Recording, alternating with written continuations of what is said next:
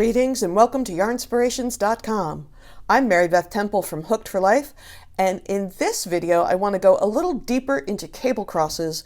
Specifically, I want to talk about cables in which the legs of the cable have a purl stitch with them to define the leg.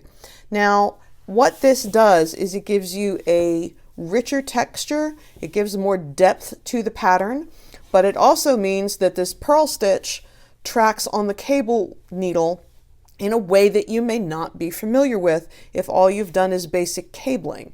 If all you have done is basic cabling, generally speaking, your cable cross pattern is going to be two equal legs of the stitch and you will knit. You will either put half on the cable needle and hold them in front of the work, or half on the cable needle and hold them behind the work. And the B and the F on the definition is going to help you figure that out.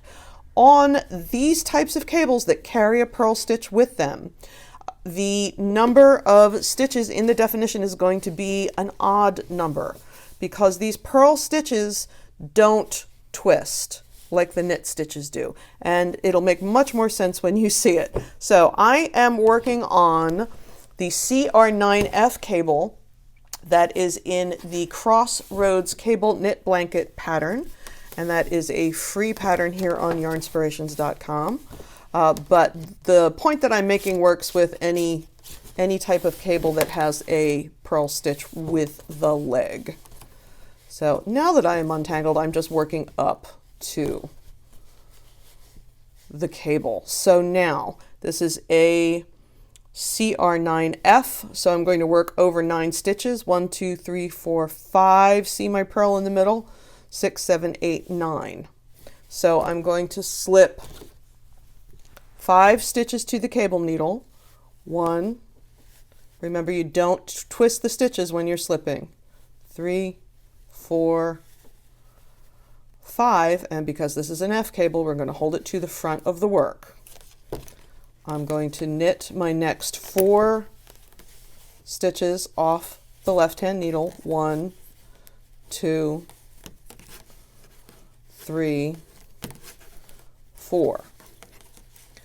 Now, normally, I would just knit the rest of the stitches off the needle, right? But I want my purl stitch here to go with the leg it's meant to stay with. So I'm going to take the purl stitch off of the cable needle, just the purl stitch. I'm going to pop it back on the left-hand needle. So my other 4 stitches are hanging out in the front. I need to bring my yarn to the front so I can purl it, and I'm going to purl it. Now I am going to work my 4 knit stitches off the cable needle. So what this was 2 equal legs of 4 stitches each, plus the purl stitch. That's where I got my 9. But that purl stitch does not want to wander off in a different direction. It wants to stay between the legs of the cable. Shall we take a look at that one more time? I think we shall. So let's work up to the next cable.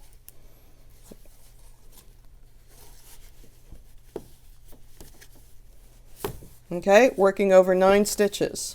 4 knits, a purl, 4 more knits. I'm going to put 5 stitches on the cable needle. Again, it doesn't have to be 4, it doesn't have to be 5, it could be a different odd number. This is just to give you an idea of what the technique looks like. Whatever pattern you're working will have specific instructions. Hold it to either front or the back of the work. Get my yarn back to the back because I have knit stitches to make. 1, 2, 3, 4.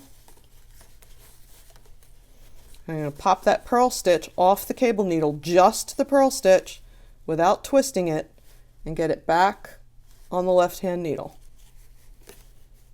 Bring my yarn forward to purl that stitch.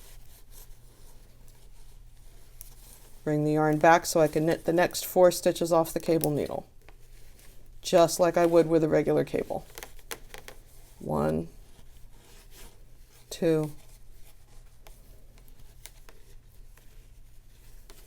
3, 4.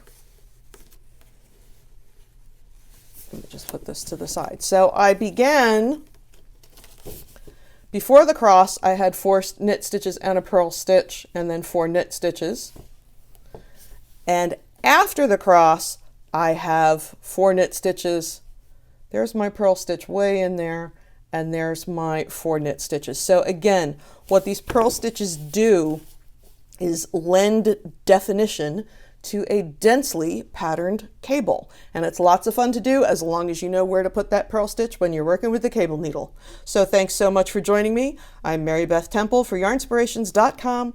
We look forward to seeing you again here real soon.